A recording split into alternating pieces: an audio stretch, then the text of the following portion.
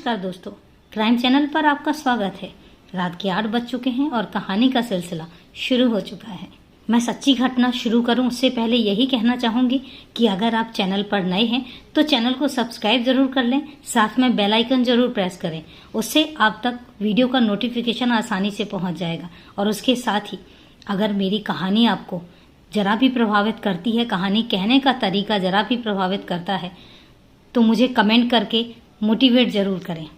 तो चलिए दोस्तों, चलते हैं, वारदात शुरू करते हैं। कई बार हम लोग क्या है कि डेली, क्योंकि आप लोगों तक जो सच्ची घटनाएं हैं, क्राइम की जो वारदात है, आप लोगों तक पहुंचानी होती हैं। उससे पहले बहुत सारी सर्चिंग चलती है, नेट पर भी चलती है, वीडियोस के थ्रू भी चलती है, टीवी पर भी चलती है, न्यूज़पेपर पर भी चलती है। और जब हम इन क्राइम कहानियों को पढ़ते हैं, आप यकीन नहीं मानेंगे, ऐसी ऐसी कहानियां सामने आती हैं कि दिल दहल जाता है और अंदर से एक सिरहन पैदा होती है कि आखिर क्या हो रहा है। लेकिन काम है, करना है, आप तक कहानी पहुंचानी है, तो बहुत सारी एडिटिंग होती है, बहुत सारी सर्चिंग होती है, तब जाके एक पूरी कहानी बन पाती है। आज की जो वारदात है वो ऐसे ही एक दिल दहला देने वाली वारदात है। आज की जो वारदात है ये है मुरादाबाद एरिया की। मुरादाबाद एरिया में सिसौआ करके एक इलाका है, वहाँ का योगेंद्र यादव एक युवक रहता है, इलेक्ट्रिशियन का काम करता है। उसका इकलौता बच्चा है युग। अब बच्चा बड़ा हो रहा है, 4 साल का बच्चा हो रहा है, उसको स्कूल में एडमिशन भी दिलाना है। तो अपने बच्चे की अच्छी एजुकेशन के लिए उनका परिवार डिसाइड करता है कि वो रामपुर में जाकर रहेंगे। तो वो लोग 2 महीने पहले रामपुर में आके, प्रेम पटवारी इलाका है, वहाँ पर रहने लग जाते हैं। परिवार छोटा सा था, खुशहाल परिवार था और अच्छे से रहने लग जाते हैं। क्योंकि एडमिशन सेशन चल रहा था तो बच्चे के एडमिशन के लिए वो अपने बच्चे का एडमिशन भी करवा देते हैं। बच्चा जो है वो शार्प माइंडेड था, पढ़ने में इंटेलिजेंट था, तो उसका जो एडमिशन है सीधा LKG में करवा दिया जाता है। 4 साल का बच्चा। अब 4 साल का बच्चा कितना नटखट, कितना शैतान होता है, आप समझ सकते हैं। तो इस तरीके से उनका परिवार जो है वो अच्छे से खुशहाल परिवार था। अब बात आती है 1 जुलाई 2023। आज से सिर्फ और सिर्फ 6 दिन पहले, आज 7 तारीख है, 6 दिन पहले 1 जुलाई 2023 युग के पापा का, मतलब योगेंद्र का जन्मदिन होता है। अब युग को भी लगता है कि जब मेरे पापा का जन्मदिन है, तो वो अपने पापा से बोलता है कि उसको पैसे दे दो, उसने आपके लिए गिफ्ट लेकर आना है। तो योगेंद्र युग को पैसे दे देते हैं और सुबह 10 साढ़े 10 बजे की बात है, वो उसको पैसे देते हैं और वो पापा के लिए अपने चॉकलेट लेने चला जाता है। लेकिन उसके बाद 2 घंटे हो जाते हैं और 2 घंटे तक युग वापस नहीं आता। तो उनको लगता है कि हो सकता है उनका जो बेटा है वो खेलने लग गया हो। लेकिन जब 2 घंटे हो जाते हैं तो वो बाहर निकलते हैं और ढूंढना शुरू कर देते हैं। लेकिन उनको बेटा जो है वो कहीं नहीं दिखता आसपास। उसके बाद जब थोड़ी देर और ढूंढते हैं तो उनको पता लगता है कि एक बच्चे का, क्योंकि वो उस एरिया में नए थे तो उनको जल्दी से कोई पहचानता भी नहीं था। तो वहाँ पता लगता है कि एक बच्चा यहाँ पे घायल अवस्था में पड़ा हुआ था, घर से थोड़ी दूरी पर। तो उसको हॉस्पिटल लेकर गए हैं। तो वो भी वहाँ पर हॉस्पिटल पहुँच जाते हैं। जब वो अस्पताल पहुँचते हैं और अस्पताल में जाकर छानबीन करते हैं तो पता लगता है कि हाँ, उनका बेटा अस्पताल आया था। लेकिन वहाँ पर जाके उनके पैरों के तले से ज़मीन खिसक जाती है, क्योंकि उनको खबर मिलती है कि उनका बेटा अब इस दुनिया में रहा ही नहीं है।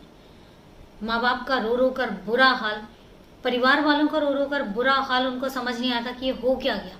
एक बच्चा, महज 4 साल का बच्चा, वो चॉकलेट लेने पापा के बर्थडे गिफ्ट के लिए गया हुआ था और उसके बाद वो वापस जिंदा नहीं आता। उसके बाद जब वो पुलिस वालों से पूछते हैं तो पुलिस वाले बताते हैं कि उसको एक लड़के ने ईंट से मार मार कर घायल कर दिया था और इस वजह से उसकी मृत्यु हो गई है। अब इन चीज़ों में बहुत लंबा टाइम जा चुका था, चूंकि ऑलरेडी 2 घंटे हो चुके थे। तो इसमें पुलिस जो है वो पुलिस अपने एक्शन पूरा ले चुकी थी, बच्चे से जुर्म कबूल करवा चुकी थी। तो पूरी स्टोरी अब यहाँ से निकल के सामने आती है।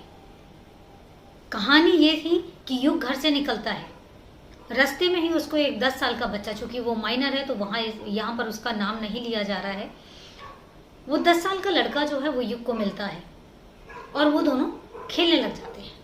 4 साल का बच्चा है, कितना ही याद रखेगा। वो दोनों खेलने लग जाते हैं और खेलते खेलते ही उनमें झगड़ा होने लग जाता है और झगड़ा होते होते जो युग है, युग उसको गाली गलौज करने लग जाता है अकॉर्डिंग टू दैट बॉय जो 10 साल का है, कि उसको गाली देने लग जाता है और उससे वो गाली बर्दाश्त नहीं होती तो उससे वो क्या करता है, वो पास में पड़े हुए ईंटे से उसके सर पर वार करता चला जाता है। और जब युग लड़खड़ाकर नीचे जमीन पर गिर जाता है तो वो डर जाता है और डर के अपने घर की तरफ भागने लग जाता है। लेकिन जब घर की तरफ जा रहा होता है तो वहीं पर ही थाने से वापस अपने घर के लिए लौट रही होती है एक लेडी पुलिस कांस्टेबल। तो उनको वो बताता है कि वहाँ पास में ना एक लड़का है, वो घायल अवस्था में पड़ा हुआ है। तो वो जब समझ जाती है कि कुछ ना कुछ मैटर जो है वो गंभीर है, तो उस लड़के को लेकर वो कहती है बताओ कहाँ पर पड़ा हुआ है। तो वो खुद लेकर आता है पुलिस कांस्टेबल को और वो दिखाता है। जब वो दिखाता है तो वो समझ जाती हैं कि कुछ ना कुछ मैटर जो है वो गंभीर है। तो वहाँ के जो थाना प्रभारी थे मिस्टर शरद पवार इंस्पेक्टर, वो उनको फ़ोन लगाती हैं और उनको घटना की जानकारी देती हैं। शरद पवार भी मौका वारदात पर पहुंचते हैं और जब देखते हैं कि हालत ये है तो वो फटाफट बच्चे को जो है वो हॉस्पिटल लेकर जाते हैं। यहाँ पर जो संदिग्ध जो है वो वही बच्चा जा रहा होता है, क्योंकि उसके हाथों में खून के धब्बे होते हैं। तो कहीं ना कहीं वो संदिग्ध शक जो है उसी बच्चे पर जा रहा होता है। तो पुलिस उस बच्चे को जाने नहीं देती है और उसके बाद उस बच्चे को अपने साथ लेकर जाती है। यहाँ पर जब बच्चा जो है वो युग जो है वो हॉस्पिटल पहुँचता है तो डॉक्टर जो है वो ब्रॉड डेड, मतलब जब वो अस्पताल पहुंचा है उससे पहले उसकी मृत्यु हो चुकी है। तो पुलिस वाले जो प्राथमिक जो होती है इंक्वायरी होती है उसको करके और बच्चे को पोस्टमार्टम के लिए भेज देते हैं। यहाँ पर जिसने मर्डर किया है उस बच्चे को वो बिठाते हैं। महज 10 साल का बच्चा है, उससे क्या ही पूछें, कैसे पूछें, लेकिन वो अपने तरीके से पूछना शुरू करते हैं। तो पहले तो वो बच्चा जो है वो घुमा फिरा कर बातें करता रहता है, लेकिन जब उससे पुलिस के अपने एक तरीके होते हैं तो उससे जब पूछा जाता है तो फिर वो पूरी बात बताता है। वो कहता है कि इससे पहले भी हमारे बीच में बहुत बार झगड़ा हो चुका है और जो युग है, युग मुझे गाली गलौज करता है, गालियां देता था और उस दिन हमारे बीच में फिर झगड़ा हुआ और झगड़ा इतना ज़्यादा हुआ उसने मुझे गाली दी और मुझसे गालियां बर्दाश्त नहीं हुई, इसलिए मैंने उसको ईंटा, मेरे पास में ही ईंटा पड़ा हुआ था, ईंटे से मैंने उसका सर को कुचल दिया। और उसके बाद जब उसको डर लगा तो डर के मारे फिर वो भागता है और साथ में ही पुलिस इंस्पेक्टर, जब पुलिस कांस्टेबल जब मिल जाती हैं तो उनको वो सारी घटना की जानकारी देता है। तो इस तरीके से बच्चा अपना जुर्म कबूल कर लेता है। अब आप देखिए जुवेनाइल जो सेंटर हैं वो किस लिए बने हैं कि जो 18 साल से कम उम्र के जो बच्चे होते हैं उनको एक सुधार गृह होता है, बाल सुधार गृह होता है, जहाँ पर बच्चों को सुधरने के चांसेस मिलते हैं।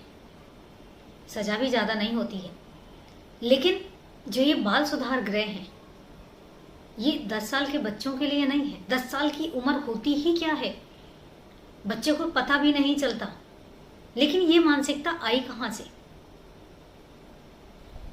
एएसपी हैं डॉक्टर संसार सिंह, वो बताते हैं कि बच्चे ने अपना जुर्म कबूल कर लिया है, अब चार्जशीट होगी, उसके बाद में जुवेनाइल सेंटर भेजने की पूरी कार्रवाई पूरी की जाएगी और उसके बाद बच्चे को बाल सुधार गृह जो है वो भेजा जाएगा। वो भी अफसोस जताते हैं कि मतलब ये जो क्राइम करने की एज नहीं है, लेकिन जब ये कहानी सुनते हैं, जब ये चीज़ें सामने आती हैं तो दिल दहल जाता है कि आखिर ऐसा होता क्यों है। छोटे से बच्चे में ये मानसिकता कहाँ से आई और उसमें घुमाने की भी मानसिकता, क्योंकि शुरू में जब पुलिस पूछती है तो वो गुमराह करता है, वो सच्चाई नहीं बताता। 10 साल के बच्चे में ये चीज़ आई कहाँ से। सोचने की ज़रूरत है, समझने की ज़रूरत है। और सच बताऊं तो मैं खुद यही कहती हूँ कि हमारे आपके और क्राइम के बीच में सिर्फ उतना ही फासला है कि हम कितने सतर्क हैं, हम कितने सावधान हैं। ये थी पूरी वारदात। आपकी वारदात के बारे में क्या राय है मुझे कमेंट करके ज़रूर बताएं और बताएं कि आप इस वारदात के बारे में क्या कहना चाहते हैं। तो चलिए दोस्तों, मिलते हैं फिर कल एक नई कहानी के साथ, एक नई सच्ची घटना के साथ। तब तक नमस्कार, जय हिंद, सेफ रहें, सुरक्षित रहें।